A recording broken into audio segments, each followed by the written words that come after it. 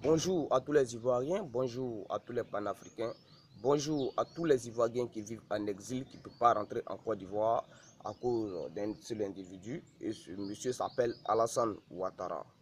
Je suis venu apporter un tout petit message aux Ivoiriens. Vous savez, le combat de la libération de la Côte d'Ivoire n'appartient pas uniquement qu'aux leaders politiques. Elle appartient aussi à tous les Ivoiriens. Elle concerne toute la population ivoirienne. Regardez, un vrai politicien, c'est celui qui s'inquiète pour la population, qui trouve toujours des solutions à la population, qui trouve toujours, qui protège la population contre toutes sortes de dangers. Mais comment? En utilisant la démocratie, la vraie démocratie. Mais souvenez-vous, chère population, lorsque l'Union européenne, la communauté internationale ont mis embargo sur tous les médicaments. Et en ce moment, nous étions en crise. Ils ont même aussi mis embargo sur toutes les banques. À cause de qui? À cause d'un seul individu, Alassane Ouattara. Mais si Alassane Ouattara était un vrai démocrate, est-ce que l'Union européenne, la communauté internationale allait mettre embargo à tous ces gens, à tous ces éléments-là? Hein? Alassane Ouattara allait pouvoir sauver des vies humaines. Mais beaucoup sont ceux qui sont morts de maladies. Mais ça faisait pitié. Alassane Ouattara n'est pas là pour les Ivoiriens, chers Ivoiriens. Il n'est même pas là même pour les Ivoiriens. Parce que s'il était là pour les Ivoiriens, là, je vous le jure, on allait faire l'anticolonial avec lui. Il allait chercher à arracher l'indépendance. Mais il ne l'a pas fait. Au contraire, il nous enfonce là-dedans. Si Laurent Gbagbo n'était pas un vrai démocrate, si Laurent Gbagbo ne cherchait pas une solution à la crise post-électorale, il n'allait pas demander le recomptage des voix. Mais il a fait cela. Il cherchait toujours des solutions. Mais Alassane Ouattara avait déjà pris position. Il a déjà pris position. Il était prêt à rentrer en guerre. Pour lui, même si on tue 1000 Ivoiriens, 100 Ivoiriens, 2 millions d'Ivoiriens, lui s'en fout. L'essentiel, lui n'a qu'à être président. C'est ce qui était dans lui sa gamme. Donc moi, je suis venu dire aux Ivoiriens, si nous ne nous levons pas pour arracher notre indépendance, la génération du futur va beaucoup souffrir. Quand un père de famille meurt de faim, est-ce que Alassane Ouattara reçoit un bilan qui dit que un monsieur est mort et il a laissé derrière lui une famille qui doit prendre en charge? Alors, Alassane Ouattara, vous devrez prendre ces personnes en charge. Est-ce qu'il reçoit ces bilans-là? Mais non, il s'en fout de nous. Hein? Il s'en fout de nous. La preuve en est que quoi? Les prisons qu'ils ont construites, c'est pour mettre qui là-bas? Ce n'est pas pour mettre des animaux là-bas. C'est pour mettre les enfants de la Côte d'Ivoire là-bas. Que ce sont des voleurs. Mais est-ce que le gouvernement de Ouattara, lorsqu'ils sont venus au pouvoir, est-ce qu'ils ont créé des emplois et puis les jeunes ont refusé de travailler? Ils n'ont qu'à créer des emplois. Ils vont voir si les jeunes vont refuser de travailler. J'ai dit, Alassane Ouattara, c'est le berger, c'est le chien berger allemand de la France. On lui donne des ordres et il exécute. C'est comme ça il est. Mais je vais dire à Alassane Ouattara, il n'a qu'à s'apprêter à quitter le pouvoir. Parce que nous les Ivoiriens, tôt ou tard, là, nous allons arracher l'indépendance. Nous allons faire l'anticolonial sans lui. Voilà. Tu ne peux pas te lever aujourd'hui, Nicolas Sarkozy vient te dire, l'ancien procureur de la CPI vient te dire, ne lâche pas l'affaire de Laurent Gbagbo. Donc toi, tu ne peux pas prendre des solutions. Seul, tu ne peux pas trouver une solution tout seul. Tu es un mourant, hein, petit. Tu es un mourant, Lévier, tu es un mourant même. Il faut t'apprêter à quitter la Côte d'Ivoire. Vous avez compris? Apprêtez-vous à quitter la Côte d'Ivoire. Parce que depuis que vous êtes venus, les Ivoiriens ne vivent pas tranquilles. L'esprit des Ivoiriens ne sont pas tranquilles. J'ai demandé un face-à-face Laurent Gbagbo Alassane Ouattara.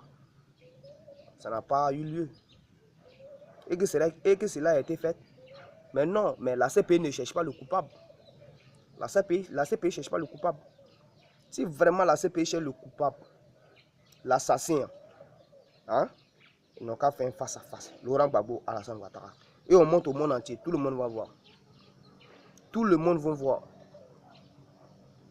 Vous êtes là, vous emmerdez les gens ici. Alassane Ouattara, Alassane Ouattara, Alassane Ouattara. Alassane Ouattara, il s'appelle Ouedraogo Alassane. C'est moi, je vous dis ça. C'est son vrai nom. Pourquoi, dites-moi, où le Draman est parti? Où il a mis le Draman? Un peu, vous allez voir, il va enlever Ouattara là. Il va mettre Ouedraogo à la place de Ouattara. C'est moi, je vous dis.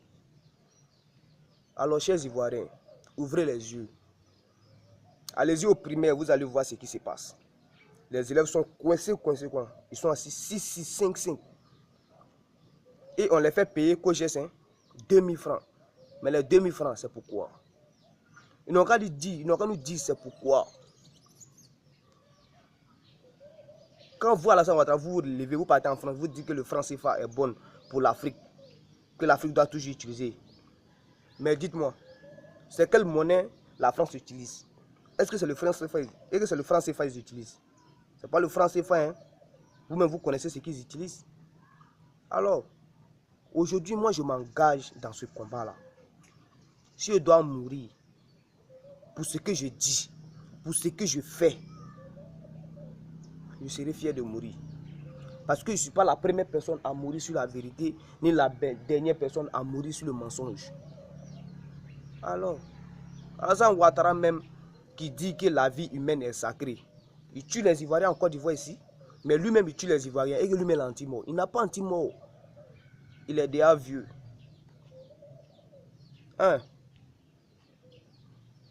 Monsieur le Président, tu n'es même pas mon président même. Monsieur Alassane Ouattara, apprêtez-vous à quitter le pouvoir. Nous les Ivoiriens, nous allons prendre les choses en main. Vous avez compris? Nous allons arracher notre indépendance. Mais soyez sûrs, chers Ivoiriens, soyez sûrs de cela. Alassane Ouattara, il a la montre. Mais nous les Ivoiriens, on a le temps. Quand moi je regarde la population de Côte d'Ivoire souffrir, wallah billah, ça me fait mal. Ça me fait mal, hein. Les parents pleurent de faim. Il y a des familles qui sont divisées à cause du manque de moyens. À cause de qui? Alassane Ouattara. Les goudrons que Alassane Ouattara a construits, c'est influence, chère population. C'est influence. Dites-moi, si tu ne manges pas, tu n'as pas de force, comment tu peux marcher sur le goudron? Non, dites-moi. Tu ne manges pas, tu as faim, tu peux marcher sur le goudron. Hein? Alassane Ouattara prend les Ivoiriens comme des animaux. Hein? Il n'a pas d'intérêt pour nous. Quand Laurent Gbagbo voulait créer sa propre monnaie, les Français ont mis un embargo dessus. Laurent Gbagbo voulait construire son usine de chocolat. Nous-mêmes, on va produire le chocolat, on va vendre le chocolat. Ils ont mis un embargo dessus. Et ils ont vu que Laurent Gbagbo, il était trop nationaliste. Il avait une vision claire sur l'Afrique. Changer l'Afrique. Et eux, ça ne les arrangeait pas. Raison pour laquelle ils sont venus avec un monsieur là, que ce monsieur, c'est un Ivoirien qui s'appelle Alassane Ouattara, qui va prendre le pouvoir. Et il vient, il change la constitution de la Côte d'Ivoire, et puis il s'assoit, la loi que les Ivoiriens ont votée en l'an 2000 pour être président, il faut que ton père et ta mère soient ivoiriens, et même naissance ivoirienne. Il est venu changer ça, et puis il réduit l'âge. À l'âge de 35 ans, tu peux être président. Ça fait pitié, hein, chers Ivoiriens, ça fait pitié. Mais tout ça, ça va changer. Ça va changer. Inch'Allah, ça va changer. Dieu n'oublie jamais les oiseaux du ciel. Voilà, il faut mettre ça dans ta tête, Alassane Ouattara. Dieu n'oublie jamais les oiseaux du ciel. Il va beau pleuvoir. L'oiseau est dans son nid, il n'est pas dans la maison encadrée. Mais il sort. Il n'y a rien. C'est comme ça. Bonne journée à vous. Et que Dieu bénisse la Côte d'Ivoire. Et que la paix revienne en Côte d'Ivoire. Et nos parents qui sont en exil, reviendront en Côte d'Ivoire. Voilà, c'est moi qui dis ça. Ils vont revenir. Ciao, ciao.